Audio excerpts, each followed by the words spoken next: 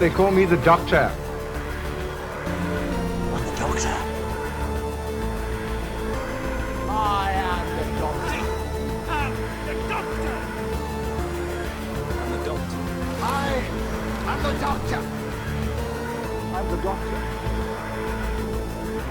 I'm the Doctor. Greetings, humans, Daleks, Time Lords, and Weeping Angels. You are listening to Exterminating Doctor Who. This is the show where we take Doctor Who's most popular episodes and debate if they're really as good as their reputations. With your hosts, Aidan Gula. And me, George Ellis. And in today's episode, we are talking about Blink. Because, yes, Blink. Yes. Blink. Quite hard to do that on an audio format, Yes, isn't it? I just did it at the camera and I thought you'd keep talking. Instead, you decided to blink back, Yes. which was quite something. Such good audio content. Yes, it's why you're here. No, this was originally supposed to go out on Halloween, but then Doctor Who went, no, we're going to release something on Halloween, so we've had to move it. So Yes. we're now on the Friday before. So as close as we can get to our spooky special. So yeah, we've got a little bit of news, not a whole lot, but because I'm sure there'll probably be, they'll probably announce that bloody Brad Pitt's in it or something tomorrow, and this is some major news, and we won't be covering it because whatever. All right, what's So- the news then?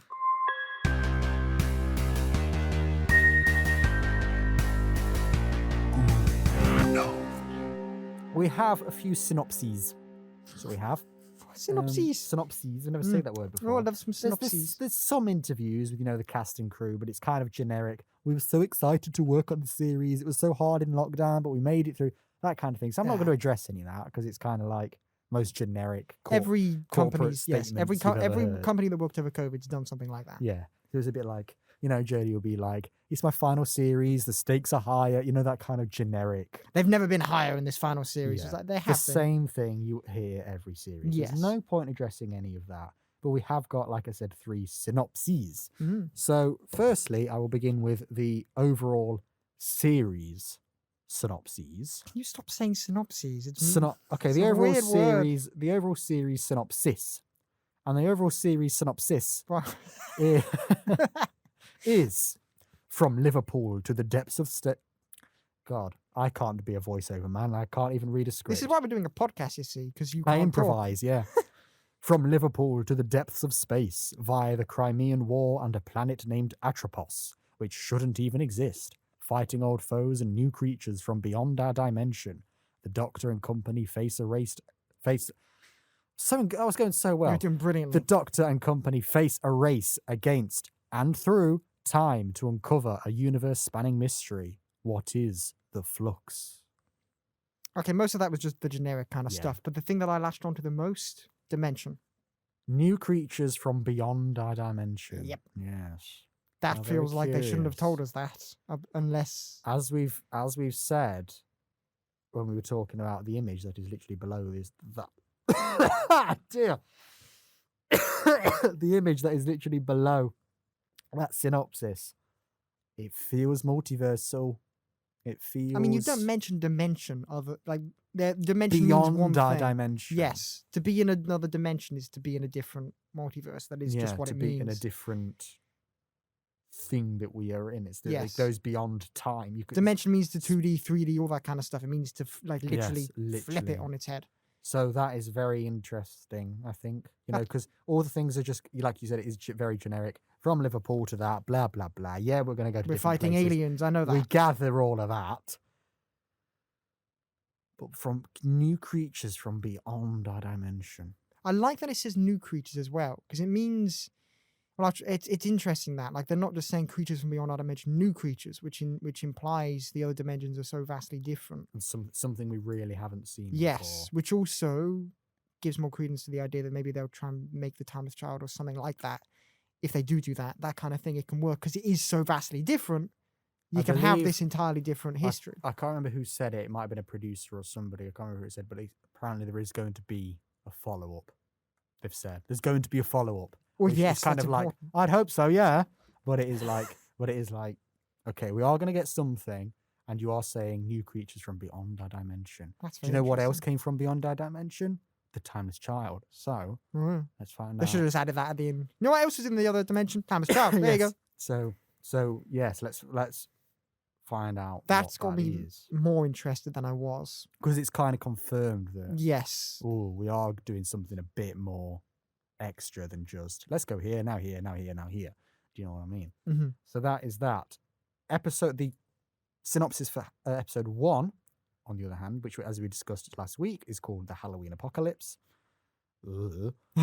But the synopsis of that is: on Halloween, all across the universe, terrifying forces are stirring. From the Arctic Circle to deep space, an ancient evil is breaking. And in present-day Liverpool, the life of Dan Lewis is about to change forever. Why is the Doctor on the trail of the fearsome Carvanista? And what is the flux? Do you know, I always really struggle writing the kind of descriptions of these podcasts. They kind of fall into from this to this. What is that? That. That's exactly the same structure they're following. Mm-hmm. Every single one starts with, this one says, from the Arctic Circle to deep space. And the other one says, from Liverpool to the depths of space. And then it ends with, why is the Doctor on the trail of the fearsome Carvanista? What is the flux? It was a big grade 1 English literature, didn't it? Well, thank you for describing my description skills. But that's exactly how I always do it. I'll say from, like, Stolen Earth, for example, I'd say something like, from the Daleks to Davros, from the Companions to this. Why is this everybody's favourite episode? Why is it? It's following the exact same structure. For ours, it works better because ours is a discussion, whereas that is an episode. It was a bit, I don't know. The descriptions haven't really sold me. It's definitely interesting. They're definitely following a formula. A structure, yes. Yeah. It's interesting. I mean, it was all really Arctic Circle, all that kind of stuff. You had me. And then you said, but in Liverpool. Little bit of a turn, isn't it? Yeah, I mean, it is. I know. From the depth of space, in the fires of hell, we meet in Swansea. Yeah, it is. I mean, it is like, I get that's where we're, and that's where you're making a new companion from. But please don't give us too many of those accents. Sorry to any but listening. Yeah, sorry, but you have just been voted the least sexy accent. So I do have evidence in this claim. Yes. Look, here we are. This was our description for the 11th hour, episode 28, right? Mm-hmm. We return to the 11th Doctor to ask whether his debut is the best regeneration episode in New Who. How well does it establish his Doctor, the new era, Amy Pond and the new story arc, and why aren't young people eating custard? That's the exact same description as Series 13. But we cover every single thing there, because I feel like in the first episode it says, what is the flux? It'll literally end with the episode being, the flux? What is it? And then that's it. Yeah. It won't answer any questions. No. But no, I'm interested. I'm more interested with the series as a whole than I am than that that first specific episode. Yeah. However, then we've got episode 2, which is the final synopsis we have, and the title for episode 2 has also been revealed, and it is War of the Sontarans. Generic. Yep. But Says everything. The description for that is, the Doctor has an unexpected encounter with one of her deadliest enemies when the Sontarans become a new faction in the Crimean War. As the British army goes into pitched battle with the warlike aliens, the Doctor and her companions seek the help of renowned nurse Mary Seacole, while an ancient temple hides mysterious secrets. It's the first time I'm reading this, by the way. That's why I'm reading it so like, hey, what? In the Crimean War, the Doctor discovers the British army fighting a brutal alien of Sontaran. Have you just said that? Hold on. I thought you were repeating yourself, but it was a different sentence. This is a separate line. In the Crimean War, the Doctor discovers the British army fighting a brutal alien army of Sontarans. You've just said that. As Yaz and Dan are thrown deeper into a battle for survival. What is the Temple of Atropos? Who are the Maori? Stop doing that question at the end. Stop doing that. Stop asking us questions. What's the Doctor's name? God. From the Crimean War to the Sontarans. What is the... Stop following the same structure. Someone is copying us, and I'm sick of it. What's going on? Copy and pasting. They've obviously gone, how did the episode describe episode 1? Let me do the same thing. But it's just like... I mean, I think that sounds a bit more interesting than episode 1. I am interested in why the Sontarans are... Why the hell are they the Sontarians? Why the Sontarans are involved in the Crimean War. Yeah. That's interesting. I like that. I think that sounds more interesting than episode 1. Well, episode 1 is just meet your new companion. That's just, we're in Liverpool, something's happening, who are the Carvanista, blah, blah, blah. I feel like episode 1 is going to be incredibly setty-uppy. and the rest will finally Most be a likely. mystery. Whereas I've said, I think Jodie's historical episodes are usually pretty strong. So this There kind are of stronger ones. compared to. strong or stronger is but I think it sounds quite interesting. Mary C. Cole. I can't say I know much about Mary C. Cole besides the building round the corner. I think our first year introductory lecture was in the Mary C. Cole building. That's as much as I know about Mary C. That's Cole. more than I know. So all I know is that a building is named after her. That's all I know. So this is a good chance for Doctor Who to educate me on somebody who's probably quite a major historical figure. And I'm like, look, I don't know who you are. So I think that sounds better. But I think the overall takeaway is the line I've now lost. There it is. New creatures from beyond our dimension. That is the most interesting part. Which I think the Atropos are probably might be. The Temple of Atropos. Yeah, because they were. If they're like, why is that? It seems like that's. I mentioned Atropos somewhere else. It seems like that's going to be a mystery. I think. Why the Atropos? Oh, here we are. That was that. Via the Crimean War and a planet named Atropos. That was it. Just a planet. And called but Atropos. does it say that it doesn't exist? Atropos. That shouldn't exist. A planet named Atropos shouldn't even exist. Yes. So yes, right. My theory is the planet of Atropos is the one from the different dimension. They're trying to figure out why it's here. It shouldn't exist because it shouldn't be in our dimension. Bing, bada, boom. That's your plot. Done. Yes. Calling it now. That's exactly. Pay me, BBC, or release this. That's exactly what's going to happen, isn't Yeah. it? Yeah. Because this happens a lot with you. I'm one of those people. I'm like, oh, what's going to happen? You go, Aidan, look, this is going to happen, and I go, yeah, but it's happened, hasn't it? Yeah. Oh, there's been quite a few like Doctor Who episodes we've done for this podcast where you've watched it for the first time. And I'm going, oh, wait for the twist, and you've paused it 10 minutes in and gone, right, I reckon the twist is going to be this, and I'm watching it having to go, oh, but it might not be, knowing full well you've predicted it straight away. The amount of times that there'd be a Capaldi episode where it'd be like setting up a mystery, and I'd just be like, Aidan, I feel like the Doctor's going to go do this, and this is going to happen, and you're like, oh, it might not. half For a second. God's sake, how's he worked There that was out? definitely one where I sent you a message literally like 10 seconds before the payoff, and you literally said back, just watch it. So yeah, that is Who Knows for this week.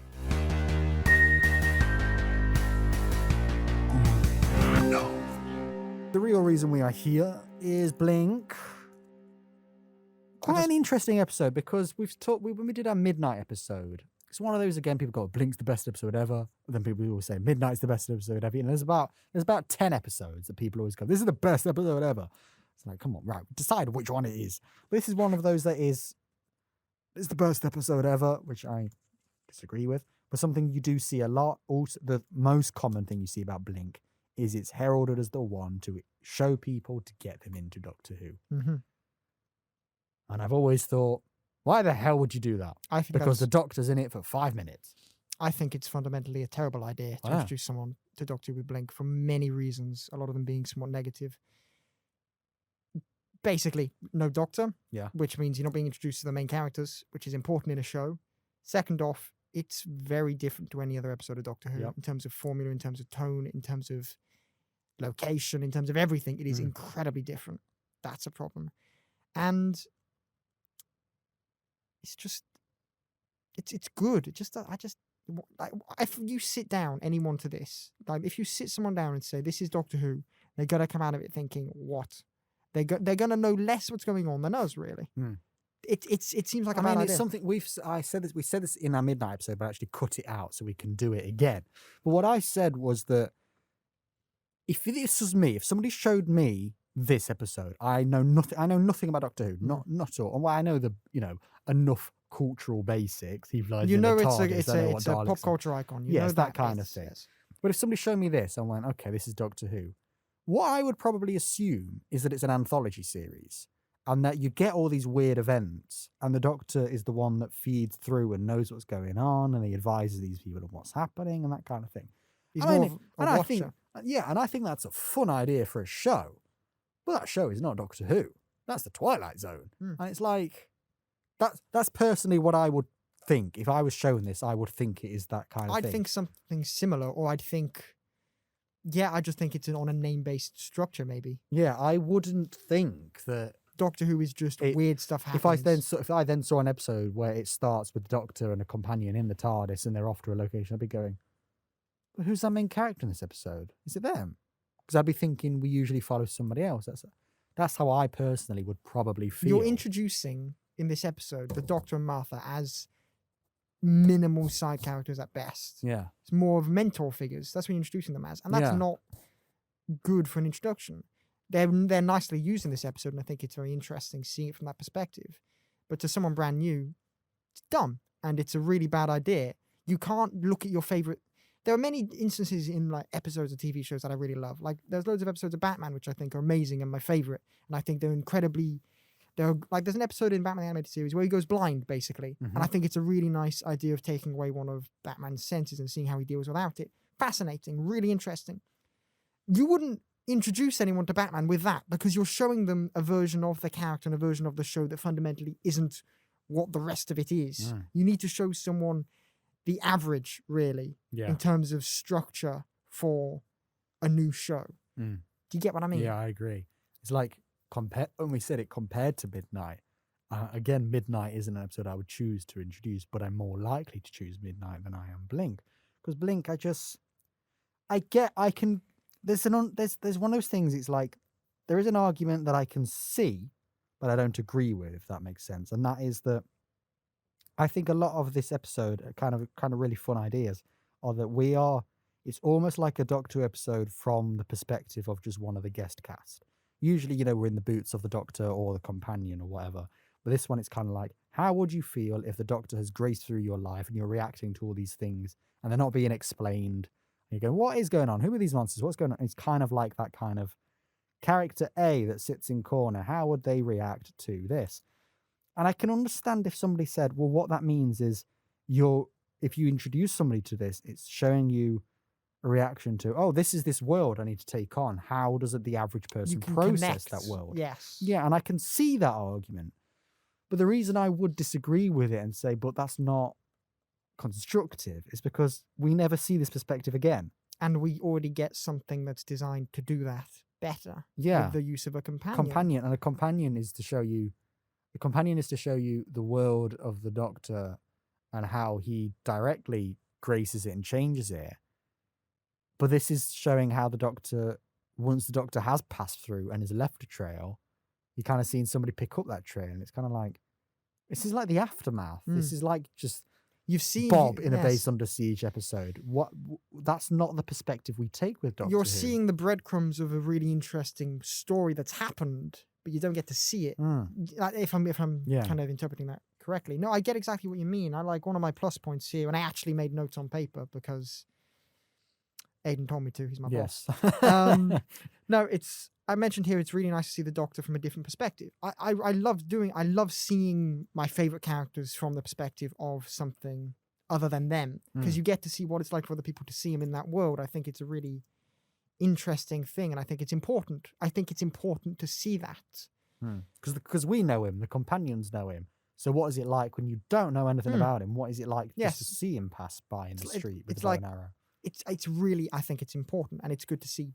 But it's terrible if you want to introduce someone to Doctor Who, because you don't get to know the character. You're not seeing Doctor Who. No, not at all. Because basically the Doctor's goal in this he's not trying to defeat the Weeping Angels. All he's trying to do is get his TARDIS back. That's literally the only thing he's... And somehow it disappearing managed to save those people, and that's flimsy at best. Yeah, it's like, did he even intend on that? Yes. I like to think, maybe, but yeah, because they go, oh, the Doctor tricked him, and maybe he can assume, oh, they probably would have followed them back to the TARDIS, or they might look at each other.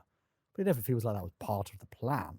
And it is kind of like you said, if you're thinking, right, what has the Doctor done here? It is just somebody to kind of slightly influence events and slightly move things along in a kind of Twilighty Zone, what if even, more recent example, kind of fashion. He's purely a traveller. And although he does travel through time, I've always believed the Doctor to be more than that, because he's a saviour, he's a hero. He's you know what I mean? Actively influenced events and that's what I mean by saying directly. You learn something wrong about the character. He can be those elements of being a traveller, but that's not. But fundamentally, he saves people and rescues people and tries to defeat the monsters, and you're not seeing that. Again, that's why 11th Hour probably would be. It's a great introduction to that Doctor, but it's also a great introduction to Doctor Who. You know, it's because you see everything. It's Yes. just, boom. It's because that's actually something we never touched upon when we did that episode. Actually, we said how it set up the Doctor in that era. Well, we never actually said how it is a great jumping on point. And thinking for about Doctor this Who. episode, it really shows me 11th Hour would be a really quite good one to jump It onto. is. Still though, I like it. Well, you keep saying this to me. You keep going, I like it, but well. So what I want to know, what is your beef with this episode? It's less beef. It's just Sorry, I'm just looking at pictures of series 3 and I'm kind of reliving my childhoods. But carry on talking. okay. Right. Let's just get into any negatives George has, because it's less negatives and it's more. I think this episode is very good in a lot of ways. Like if I just get my Bible here, I think it's right. As a kid, it freaked me out. The aliens freaked me out. It was all hell. Amazing, brilliant, love that. What was your opinion? What was your opinion of it as a kid? Generally, did you enjoy it? Did you like it? Yeah. You're obviously scared of it. But... My first, I always write down my idea as a kid whenever I start watching these episodes. My point is, freaked me out as a kid, but it's so Doctor-like. That's what I thought when I was younger. Missed the Doctor, but it was very scary, and I think that fear took over any plot point issues I had because I was so deathly Because scared. I know of it. it's one that I enjoyed, and I have memories of watching it as a kid. But I don't know if I watched it loads. I didn't watch it loads, but I remember it scaring me so much because I had a statue of an angel in my garden, so that wasn't helpful. So I remember just that's very. the angel has since disappeared, and my dad doesn't know where it's gone. So I am genuinely a little bit freaked out. Obviously, fiction and all that, but there was a statue. We had a Buddha that did that. We had a Buddha on our front. Hopefully, someone's front nicked it garden, because and if it it's went just moved, missing. Yeah, it will reappear one day together. it's quite small though, so it'd be like a little kind of One on of my the, ankle. One of the cherubs. No, but it was just scaled, like angel scaled, Oh, okay. slightly small, about this big. So one day I'm just So it's gonna like those go mini- home with it's an like- angel just Is that one of those mini puffs in the new Ghostbusters? Yes, kind of like that. Not that small. Let's say half scale. But it's like, I'm not making this up. I don't know where it is, and my dad doesn't know either. So we've both just assumed one of us must have moved it at some point when he was decorating the garden. We've assumed that. But where to? Exactly. I don't like that. But no, when I was younger, aliens scared me, but it is Doctor Light. But I do like kind of stuff like it's horrifying what the angels do. It's interesting kind of discovering the Doctor. There's things I do like. But to me, just the fact the Doctor's not in it as much is just something that I don't know. I latch onto slightly less. And I think that's- generally what we're learning across this podcast Mhm. is that you have an issue with Doctor Light episodes. I think a little bit. But it's not detrimental because we'll find my rating out at the end. But I just think it does. I love watching. I think to me, and if other people don't agree, that's entirely fair enough. But to me, I love watching Doctor Who. For Doctor Who. Yes, and that's Yeah. something I love. Because, like, if you think about other ones we've done, like Love and Monsters, you have a serious hatred for that. Turn Left took you a while to come around on it. Yes. Blink, you could arguably say you've soured your opinion. Slightly. I don't want to compare Blink to Love and Monsters at all. Yeah, but you have to in the sense that they are both in the Doctor Light Club. Yes. There's not many in the Doctor Light Club. Oh, so- you're psychoanalyzing me here. I would agree. I do think Turn Left has turned me around on. It's turned me left on what it was. You know what I mean? It's Turn Left was able to bring me around, but that's purely because I'm a more emotionally mature person. Yes. But one of my biggest problems with it as a kid, Where is the Doctor? yes, Because at least in this one, at least he actually has a presence in it. And Turn Left, it's just he's dead. All you're going to see is his arm. that poor David Tennant. You'll get him. David, you'll- lie down. You'll get him in the market at the beginning and at the end, but that's it. At least this one, he has even though he's not in it, he has a presence And a role that continues the story. and he is affecting the plot. Yes. So he is more involved, but I don't know why. I do know why actually. I watch Doctor Who for the Doctor, and I love seeing the Doctor now, no matter which interpretation it is, and that's what I love. And it's like, When it's not a part of it, you have it does take away a little bit. To me, I want to emphasize that to me, because it is I think that is quite a personal, quote unquote, issue I have in a way. We're definitely going in hot take territory. It's this not week. that hot take though, is it? I think it is though. Is it, because though? it is always just like kind of one of those things. It's one of those, what's your favorite episode of Doctor Who? Blink. Yeah, but other than Blink, it's kind of one of those things. But for me, it never has been one of my favorite episodes. I do rank it highly because I do think it is very good. But it's one of those. It's like it's that best and worst thing. We kind of best and favorite thing. I kind of go. Maybe I could understand you'd say it's best in a writing quality, but I think as Doctor Who, I don't even. It's just my opinion. It's like you say, I'm watching Doctor Who. I want to see Doctor Who, and it's kind of like, I want the structure. I want man plus companion. We're battling monsters. We're going to save the day. If we're not doing that, I kind of go, this is kind of fun. You know, you look at something like Big Finish spin-offs or something when we're not doing that kind of thing. I go, I can enjoy this, but I will always prefer when it is Doctor Companion. Let's save the day. So when the Doctor is showing up, when the Doctor is on the TV screen and doing all those kind of timey-wimey things, that's when I enjoy it the most. Because I'm going, oh, this is really interesting. This is fun now. And I do really like Sally. I do think she's a really good companion that never was. Oh, no, she's great. Like, I really like Sally. And when I watched Harry and Meghan's wedding a few years ago, I was very confused when I saw Sally sat there. I was going, how the hell did you get a ticket to this? That's also something. Because we don't ever get to see David's Doctor properly fight the angels. That might be also why I'm quite soured on the fact he's in this so little. Because I never got to see how it. his Doctor would kind of deal that's with also something. I would have liked, you know, and I love seeing Matt Smith fight the angels. It's great. Which we're going to be doing next week. Yes, I love seeing that. But it would have been really nice to see David's fight them rather than pseudo fight them through someone else. Because they don't fight them. They don't. Yeah, they don't. You actually think like they don't actually fight them. Nobody has won or lost in this episode. Which does give more credence to it being scary because they're not fought. But Doctor Who, you do fight the aliens, so that's again. Here's the thing we're saying: like you watch Doctor Who because you want to see. Here's an evil. Let's kill that evil. That is the point of an episode. And this, it just goes right. Here's an evil. Let's get away from the evil. That's it. You get away, you've survived, it's all hunky-dory. But angels are still out there. I do think, to be fair, when it ends it, and the fact, I think the way it shows you photos and little snippets of everyday statues, I think that's probably one of the cheekiest endings Doctor Who has ever done. Because it's like going, here's our scary monsters. And now those scary monsters, you're going to see them everywhere. And now you're all going to be scared of statues. I have a point on that, which I've written. I say here, the ending about all the statues is interesting, but a bit weird. And I said it feels a bit forced. And as you said, it's cheeky. I think it's just to scare you. I think it is to do that. But it's the entire point. Yes. It's just feels a bit weird. It's like, because it's like if the episode had just ended with, it's like, here's photos of statues. Okay.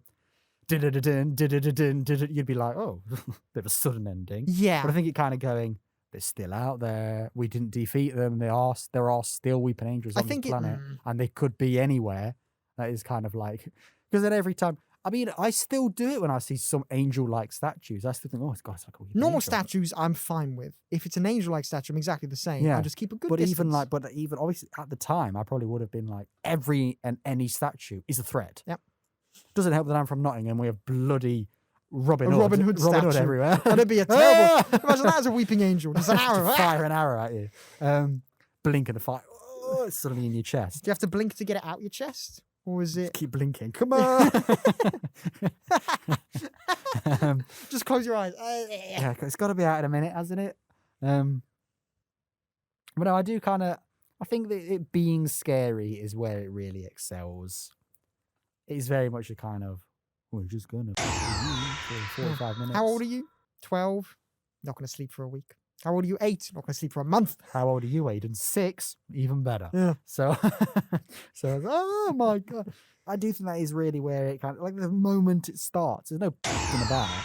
The moment, I don't know why I swear so much today. The moment it starts and it's just like... I thought I was the one in the bad mood. What's going on here? Oh, I'm just the one who's just in the foul... I've not got much... Language. I did not get much sleep last night. And I don't know what happened to my voice. I did not get as much sleep last night. Yeah, bro. And I think I've just got no filter today. Lovely. So, but the moment it starts and it is just like, right, let's peel some wallpaper. It says your name, Duck. Like, right, we're really just jumping in a kind of... Why would an angel throw something? I don't know who threw it. That's the one that I've always wondered that. Who threw something and why? Why did the Doctor know you were going to throw it as well? Because that's not in the transcript. No. I think that's purely a... Do you know, like, when we said with the 11th hour and you get that cold open and he's just kind of flying around in the TARDIS, it doesn't actually really achieve anything. It just sets the tone of what we're doing. I think that's kind of what this is doing. But It's kind of like we're setting the tone. You're going to get a vibe of what you're going to get. But actually, this doesn't really make any sense. 'Cause I just Why like to is there a imagine- cheeky weeping angel outside going, throwing I just like rocks to through imagine a window? weeping angel. Like when you don't see it, it's just like, Ah. oh, just like you got me. Like, Not me. Do you know what I mean? It's like, it's like, why? oh, I love Why that does weeping it- angels that go that kind of really cheeky kind of monologues. Oh, what's it Yeah. mean? Ooh. You see the one? Peekaboo. Do you see the one at one point as well that was dabbing as well? Yeah. It's like holding a key like that. And it's like Yeah. that. It's like, what are you doing? Hey, I love it. No, that is quite cool. That that I kind of let slide. 'cause It's just a vibe thing, just- isn't yeah. it? It's just like this is scary. It's scary. Did it throw it? No. it's basically like Just- going, look, we're Just- gonna have a runner something just threw that. Ah. Yeah, it's like, come on, we're gonna have something scary. We're gonna have some time travel stuff. Here you go. But as soon as the credits are over, you're gonna forget about that bit because it Yeah. doesn't really matter. So I do think, let's see what I wrote about scary things. It's good that as you go along, you learn more about what Weeping Angels can do. Because the first thing you see, you don't actually see, or you blink and they get you. The first thing you see is if they get you, you get sent back in time. Then you get later, you see, oh, it's when you blink they then get you. That's like explains that. So like as we go along, it's like going, okay, if they get you, you're gonna get sent back in time. They're the stakes. That's the consequence. The threat we're now going to reveal when she looks out the window and she blinks and the statue moves. That's when we find out, okay, they get you when you blink. Like that's when you get the confirmation of Yes. what that is, and then you obviously then get it with The explanation with the Doctor. and you also see it with Billy. Yeah, but you get the when- explanation You get as the well. slow motion. That's after the explanation, though. Is it? Yes, because he doesn't go to that house otherwise. It was only for the DVD thing. For some reason, they were like, "Let's go watch the DVD where the angels are." No, that's after Billy. She's been to see him and he's been sent back in time by then. Oh, sorry, I thought you were talking about the other person. Oh, I see. No, yeah. Yeah, because he's just the slow motion. Life is short and you are hot. Oh, yes. And then he blinks. And his eyes Yes. go, I got the And then he characters gets mixed up. sent I back can't in remember any time. of their names because none of them get mentioned at all much apart from Sally. And Sally, Sparrow, and Nightingale were the names I'm latched onto. What's her first name? Who? Nightingale's Nightingale. sister. Kathy? Yes, Kathy, because she said Catherine was what she called herself when she went back in time. Yes. Why have they all got such old people names? Maybe Do you know anybody called Kathy? Sally? Isn't he called? I think he's Lawrence, isn't he, the brother? Lawrence Olivier. Why have they Maybe all got such weird names? that's I don't know. Should Maybe they not be Steve and Emily or something? I don't know. Maybe Stephen was just in an old timey mood. It's when he wrote the episode. I think it's probably a horror thing. Like if you set in a kind of Victorian-y, horror kind of thing, they always have spooky names, don't they?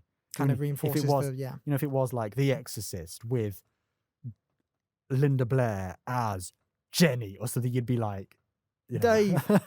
Dave and Gary. Oh, to see what my only negative point was, I'm just generally saying random things on my As we notes do. now. I've lost any point of structure, and I'm just going to say Yeah, random stuff. rock now. and roll. My only negative point, because I'm saying this because it was kind of built on the horror thing, is that it knows it's being scary. It knows it is doing a horror plot. I said to you something Russell T Davies once said to Stephen Moffat was, why didn't you make The Weeping Angels your own horror film? Because you would have made so much money. Why did you put them in Doctor Who? And Stephen Moffat went, I don't know. So they obviously very much know they're doing a horror scary thing. So there's that bit where the guy in the DVD shop goes, just go to the police. Why does nobody ever go to the police? And that's like going, this is a horror movie rule. And it is saying that, oh, this is everything the audience is thinking. But no, we're not. The police are not going to help in Nope. this situation. So when she goes, just go to the police. And it's like, she goes, I need to go to the police. Like, right, we're wasting time here. Okay, she's been chased by a murderer or anything like that. Go to the police. Yes. Your best friend suddenly disappears because of statues. and has been sent back in time. Yes. Maybe go home, think about this for a minute, and then think of your options. Go to the police would be my first one.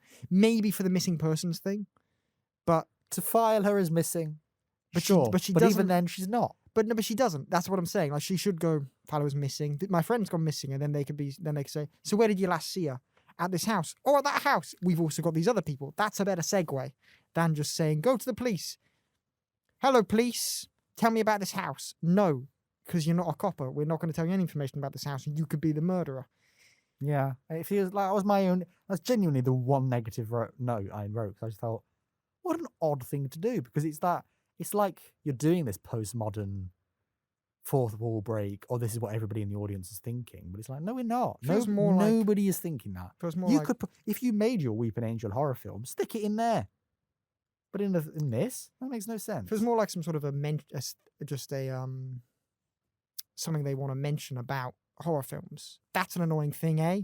It feels more like that. Yeah, than but it's anything kind of that- like, but it's not. You're not doing anything. Oh yeah, not in here. You're not doing anything ironic. It's out of place. Yes, I do agree with you there. I didn't even write that down because it was such a small moment. But yes, I agree with you. But no, let's just go through my notes because I've been a bit somewhat negative about this episode, haven't I? Right. Let's say something positive. Yes. Or something I'm going to say is positive. Right. The Weeping Angels. Let's just say something about them. Yes. Genius in terms of are. what they do because they're horrifying in two elements, as you mentioned. You've got the one thing where they kill you slowly, which is scarier than death in a way. Not guaranteed, but in a way, you get sent back to a time which you don't even know exists. You could die. You could be sent anywhere. You could be sent anywhere, and also no matter where you're sent, you're at a place. You're at a time. You don't have any money. You don't have any history. You're technically, if you get sent into a specific point of time, you don't exist. So you don't have a social security number. You can't get a job. You'd be I was thinking so many things wouldn't work, and it's genius, you know. I was thinking that about. I would rather have been in Kathy's situation because I feel like there's less official documents in 1920. Mhm. But if you're in 1969, that's still the modern society we're in. That is going to be, where do you live? Who are you related to? What files? Where's your national insurance number? It'd be all these things. It's like, how did he get along? I'm assuming the doctor helped a little bit. I'd like to think the doctor gave him some things where like you'd be able to get through with this. But I'd much rather go to I would much rather be in the 1700s. You say that, but if you even go back there, medicine and all that stuff, you'd be Yeah, living I know I No, wouldn't. but do you know what I mean? know I wouldn't last very long and I'd have no rights. But at least there's no hurdles to get over. Do you know what I mean? I mean, yeah, I wouldn't have any rights, but at least I wouldn't have. I'd last 5 years. Yeah, most. at least I wouldn't need a social security number. That's the silver lining there. but No, but I get what you're saying. But do you know what I mean? I'd rather the idea of go through all that paperwork. Who are you? And try to explain all of that. Like I once thought this. I'd rather have a about- good 5 years than paperwork. Yeah, just go crazy for those 5 years. Yes, you'd be riddled in diseases, but just do what you want. I've thought this about, if we were able to regenerate, right? But we don't know we can regenerate. You get to 78, you're dying. Suddenly your face glows orange, and suddenly you go, oh my God, I've regenerated. How do you explain that? I've had this existential crisis once, and I was like, how would I explain that? What if I was just suddenly walking around as like a black woman or something? And you go, no, I am Aidan. And it's like, well, prove it. And you got all these memories. And I'm going, how do you explain that? Because then your DNA would match. If you had to do a fingerprint, it would match. All these things would match. It's like, how do you explain that to people? Do you know what I mean? Yeah. Do you have to say You're about to regenerate. You've got to quickly write it down. You've got to go to an official regeneration room. You have to film it, so don't they you? know you're going in, and then they log it, and then they log it when you come out. So basically, whenever you regenerate, you've probably got to time it. But I mean, in if you front were of a security imagine camera. if you were like the only person to ever regenerate. Oh wow. That's what I'm saying. Like if you if you died and you randomly regenerated in a world Alone. in a world where this is not a thing. No one else sees you. You've got no How do you evidence. explain that to people? If no one, if you cannot prove the regeneration moment, like with a camera or anything like that, and no one sees you, for all intensive purposes, you. Because is this what imagine? Because you would just end up you'd probably end up homeless because you don't can't exist. You can't prove If those. you don't, this is the problem with. Ah, yes. Modern day society, if you don't exist on paper, you don't exist anywhere. But you So would you wouldn't- exist on paper, but you wouldn't match No, but that you thing wouldn't. on paper. Yeah, but yeah, because you've swapped, you wouldn't. So you wouldn't be able to do anything. You'd have to forge a but it's birth like- certificate at It'd be like, least. it's like go to the bank and it'd be like, well, give me your answers then. You'd be like, what was your first pet? You'd be like, it was little Milo. You'd be able to answer all those questions. Please be like, yeah, but here I've got a photo of a white man and you're a black woman. This does not match up. And it'd just be like, There's got to be a way. like it really, I've had There's got to this- be a This is way. a crisis that is never going to affect me, No. but it keeps me awake at night. There's got to be a way you can prove it. Like, there's got to be a way, like, there be a million questions that you answer, and if you get them all right, it's confirmed. There's got to be a way. Because there's got to be some sort of, like amnesia, for example. If you can't remember who you are, no, but that doesn't work, 'cause it's different. There's, And, for example, the master once regenerated into a child. If I regenerated into a child, do I have to go back to school? oh God. I don't need to because I've got all that knowledge in my head. But am I going to have to start You'd again probably, because I'm that if age? you weren't by yourself, no. But how would you get, would you just walk up to an orphanage yourself? Hi. Hello! How would that work? Get adopted? But if you're the master, then murder your adopted Because if you are a parents? child, there's only so much physicality you can do and you would need somebody to help you. You need to be Yes, looked you've got after. the brain of a 78-year-old man, but... You need looking after. You can't get a job as a kid. Well, these days. Go back 100 years. yeah. Go into Or to some dodgy corporate company in a third world country. yeah. But if you're in Satire. yeah. No, but this links back to the time travel thing because it's the same idea, really. Yes, If that you was get the, thrown that was, into, that if was you the get, point. Well there we done. go. I Thank forgot you. about that. Thank you. If you get thrown into a different time, it's the same idea of just regenerating now, and it's you What year would can't you do like to anything. be threatened? You know what? future. If you can't tell, Do I mean to the future? but you can't go to the future. You have to go Come to the on. past. If- Oh, you. euthanasia, right? What year would you like to be thrown back into? I would like to be. Give me ancient Greece, Roman times. Give me that time. Oh, interesting. Give me that because they were advanced. They had running water. It was civilized. Let's you know say. what I mean? It was civilized as much as it could be at that time. Yeah. But then we go into the like after that you get the Dark Ages where it's so much worse. And then we're back to then we are where we are today. It's like you have ancient Greece, Roman era, boof, Dark Ages. Mm. Now here, I would want to go to the ancient Greece. That's where I'd want to go, you know. And I feel like it's part of time I find interesting. Medicine isn't great, but it's better than being a pirate with scurvy, innit? See, that's the thing. I'm thinking, you know what? Send me back in time to be around at the same time Robin Hood would be, because then I can see if he's real. But I would only last a few weeks. I'd be dead. Mm. I mean, especially me, because I'd be like, "Oh, sorry, I don't want to eat meat." Oh, it's yeah. like. I think Aidan, you'd you've have got to no give up. option. You're gonna have to eat that boar, and I'd be going, "Yeah, but you know what? Just kill me. Give me some disease. Give me leprosy." Do you know what I mean? No, don't give me an arrow to the head or a knife. Give me Or leprosy. Just send Is that me. your option? Send me to 1 BC. No, further back. No, because I would be alive. Send me to 1 BC so I can see the birth of Christ. Obviously, the not birth of Christ. Yeah. Well, it'll be validation, won't it? Either Yeah. way. Look, you're never You gonna get. could you're go never back gonna and get write this- the Bible. That's you're what the never plan gonna get is. this chance. You go Yes. back. Make You're John. Make That's it you. make it extra camp. That'd be I mean, you'd fix a lot of stuff in the Bible. like, say, come on, Yeah. girls. You know what I mean? So, I feel that was a very podcast tangent, Yes. but not a very relevant tangent. No. I I think didn't actually decide when. I think I would like to go back basically just to validate theories.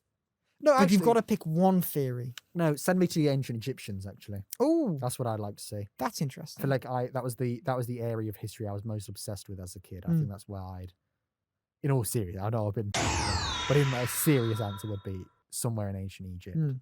so I can see. Somewhat civilized as well. So you'd be. Yeah, I know I'd be like the one white man, but that's not the point. I'd be like, "Why are you here?" I'd be like, "Look, just don't question it. I don't want to be able to speak to anybody because it'd all be in some different language. It's not the point." Point is, I'd just be going, "Hello, I'm sure you can teach me the language owl spear thing, whatever the hieroglyphics are." owl, spider, eye. Means dinner time or something. So I'd be like, yeah. But I'd just stand there, watch the pyramids be built by aliens, and be like, wow, it was all true. Imagine if you do pick a time where you go back and it's like, But imagine if it aliens. was so wildly Exactly. different and you can't tell anybody. Like you go and you see Jesus Yeah, hasn't no. been born. Just like imagine, just seriously, imagine you go back to those time periods and it's like it is something, one of these crackpot theories, and it is genuinely that fucked and weird and kind of aliens and futuristic you and can't do so. anything about that. Oh, that'd be incredible. I wouldn't risk it. Give me ancient Greece, but Yeah. that's interesting. Well, but it would be so if you were around at like the time of Jesus, for example, and he was doing miracles, and you were like going, "Oh my God, this is all real," but there's nothing you can do about it, is there? You Because can't prove it to anyone. If you then write down Jesus is real, Get to now. and people see, look, this is a contemporary source that suggests he is real. It's like, no, I'm telling you, he's real. Jesus is real. No, I'm telling you. Look, listen, you. I was born in 2001. They go, look, this is clearly written by a crazy person. I'm not crazy. He's real. There's nothing you can do about it. No, but basically, really, no But matter. it's quite good, isn't it? No, it's no, but that is still like we've discussed here. It's horrifying being sent back in time because you're out of time. Loads of those things, reasons you're gonna die. We've only really been able to. We picked 2 times here where we go back.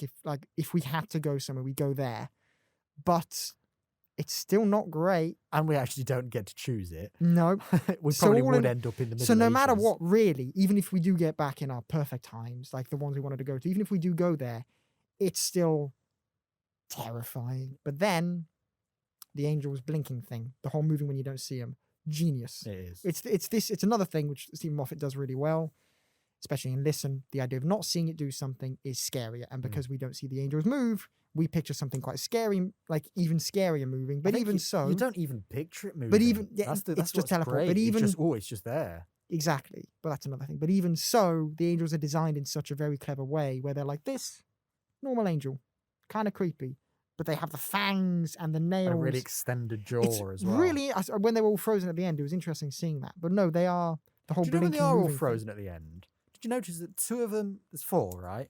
2 of them are looking at each other. 2 of them look at each other. Then one's looking at that one. Then that one's looking there. But none is looking at that one. There's one that should be able to move. Yeah, but you maybe think the peripheral vision. I think it is peripheral of vision the because when they weeping come angels. downstairs and none of them move, I think it is just like I'm looking at you right now, but I can feasibly I can see the chair. up until here, like right next to my head. I feel like as long as you're within that cone of vision, they can't move. Yeah, I'm pretty sure that is it. yeah. But the whole blinking thing and them teleporting and you being basically unable to outrun them, really. Like if I were to leave this room, it's got free reign of coming after me, you know? That is such a clever idea and it's so fascinating. And it is that one of your senses thing. It's like how in Listen, it's you never see what it is after you. Then in with the silence, it's As soon as you look away, you don't remember what was after exactly. So it's so as a person watching that, I love the silence because like after you see it, and you finish, I'm genuinely so excited to do that episode. when But you see a silence and then you stop seeing it, the idea as a kid how terrifying that is because it's like, have I seen a silence? I can't remember if I've seen it. It's so well done, very clever. But then you have with the Vashnarada, don't go into the shadows. Was it that scary? yeah, I'm You just have terrified. basically with Stephen Moffat, I'm just saying you have all these little things, these He's scary great monsters, at gimmick monsters. which have a little gimmick which is inherently so scary because you can't do anything about it and is so close to a real thing. Human beings, we're going to go in shadows daily. we're gonna blink. Yeah, exactly. gonna look That's what away I'm from saying. things.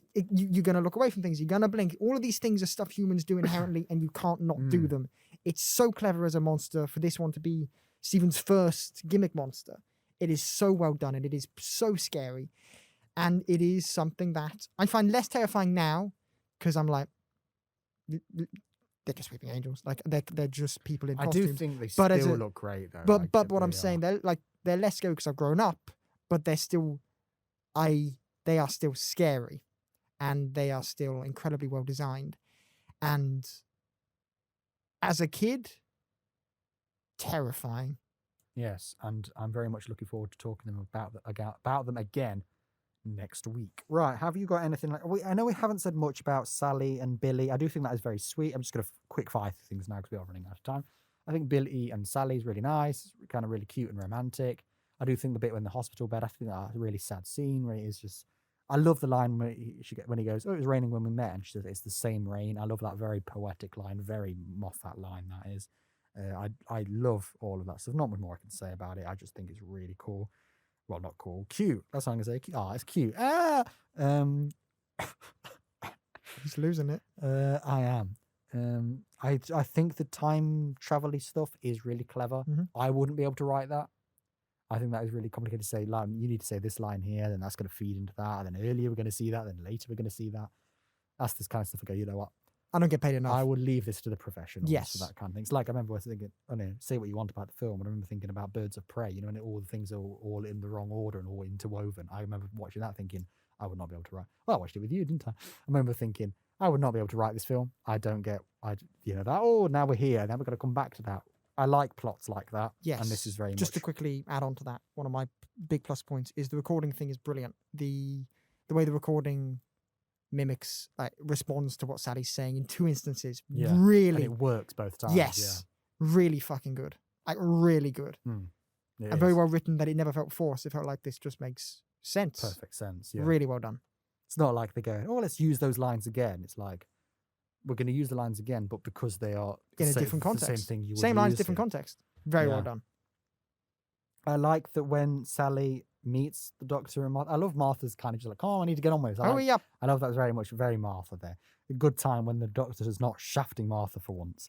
And, well, the problem is he didn't shaft I was Martha, about to isn't it? say. But I love the way that when she does see them, she is, like you said, it is that kind of wonder about the Doctor. And it is kind of just like, oh, wow, that's the Doctor. Oh, cool. Have this. And then it will work out. I like that we do hop back and it's before they've even done I that do like yet. how the Doctor acknowledges that. Problem with being a Time Lord, sometimes things happen to me in the wrong order. Yeah, I really kinda like that. 'cause it would have been quite nice if you had them afterwards go, oh, you're Sally. How are you know? But that's boring. If you get it before and it's like going, oh, I've not dealt with that yet. I'll bear that in mind. You got to imagine he's kept that plastic wallet in his coat at all times. Suddenly he's in Well, like knowing his- the Doctor, he probably memorized it, to be honest. maybe, but also as I can't remember what Doctor said. I think it is the 11th Doctor. Or it might be Capaldi, but his pockets are bigger on the inside. Oh, okay. So they can yes, hold yes, yes, plenty yes. of things. Yeah, I think I've not really got much else to say. I think I've said it all in a very loose and fast and loose way this week. But final verdict: Trial of a Time Lord. Come on. Blink. I think it's an incredible, scary episode of Something. Doctor Who of Doctor Who. I think it's no. Of the worlds of Doctor Who. Yes, I think Blink is an incredibly well done episode, and I think it's very scary. And I think the aliens are brilliant. It's well written. It's fantastic. It's really good as something which explores the world of Doctor Who. Mm. Really good. As Doctor Who. Yes, as Doctor Who in what I imagine Doctor Who is in my mind and what I want when I go into Doctor Who, it isn't quite that.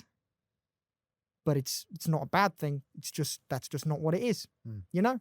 So for me, out of 10, I'd give it a solid 8. 8 out of 10, you know? It's really, don't get me wrong, it's really good. It's just not exactly what, you know what I mean? And I feel like when I'm rating Doctor Who episodes, I rate them for how perfect they are as Doctor Who. Mm. And this can't ever be the perfect Doctor Who episode because it is just not Yeah. I think quite that. in that sense, I think I'm going to go up. I know I rate far more liberally than you do, so my rating is going to be 9. Mhm. For there's a bit of nostalgia in there, but I think it is a very good story. Like I said, I do think it is intrinsically Doctor Who, but as we said, but the world of Doctor Who, Mm. it feels like it belongs in the universe, but does it belong in the main show? Is the question. And I do think it's great. I love it. I love the Weeping Angels. I love Sally. I love all of these things in it. I find it so fun. It's one of those episodes that sometimes you watch something and you go, God, how far into this are we? And you go 10 minutes. You go, Jesus, how have I only been in 10 minutes? I feel like I've been here for hours. This kind of thing. You go, let's just check the time. I'm at 42 minutes. That's exactly what there's happened 1 to minute me left. earlier. I was halfway through it and I was like, just gotta quickly check my phone on something. Checked it, looked back, I'm like, how the hell am I halfway through? Yeah, that's how it feels. It's just so comfortable to get through. You go, God, I'm constantly captivated. Mm. There's It's never an incredible episode of the world of Doctor Who. Mm. It is.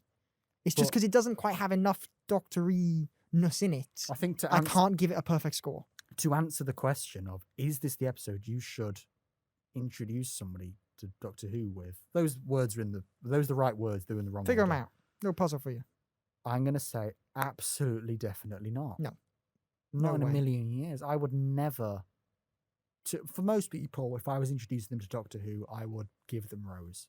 Just Start 'em at the start. Just start at the start. As the hashtag says, hashtag don't skip 9, because people do. These guys are going to go straight to Tennant. No! Really? Go to Eccleston. That's a Ugh. very common thing. People That seems dumb. People go, I just want the attractive ones. Go, no, just start at Eccleston. All they do is they watch Tennant and Smith and they give up. That's it. What, you saying Oh. Capaldi's not attractive? Ow. Not to teen girls. Hashtag don't skip 9. That's always the one. I Hashtag would- don't skip 9 or 12. Capaldi, or just watch them all, apart from classic. and Hashtag SME. skip 13 if you want to. but no, I do think it's brilliant. It's amazing. But I'm not going to recommend it to somebody to introduce them to Doctor Who. There are much better examples of that. Mhm. I don't even think it's the best Doctor Light episode because Turn Left takes that title for me. Ooh, hot take. With Aidan and I am George. not sure if that is a hot take, but I feel like it is. We'll see. Once we air this, we'll see if it was a hot take Ah. or not. All 5 people, tell us what you think. Is it a hot take? God, I hope that's still filming. So yeah, that's my general opinion. Nothing more for me to say about that.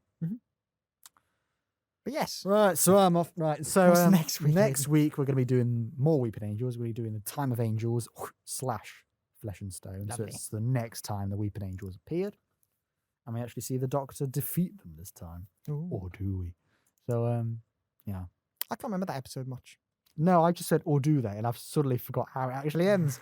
I don't watch it much. I think because it's 2-parter, it's one I don't revisit. I think most of the Matt's era, I'll be completely forgotten on. You know, last time when we did first series of this podcast, the ones I was most looking forward to doing were the Capaldi ones because I was like, right, I've got opinions on these. People hate them, and I really love them in some places.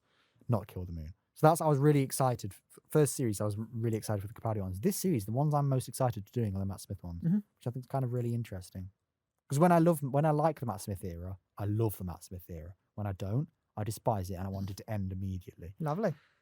But no. yes, that's us next week. You will actually hear from us before then, because we will be doing part 1 of our little What the Flux Series 13 coverage. That will happen before then. So basically just follow the social medias and Yes. where we put them out, and you'll see the episodes. You don't need us to tell you when they're going to be out, but they will be out. So Yeah, just follow us on our socials, which are Instagram, EDW_podcast, and Twitter, Ellis Gula Media. lovely jubbly. No, thank you very much for listening, everyone, and we will see you soon. Goodbye. Bye bye.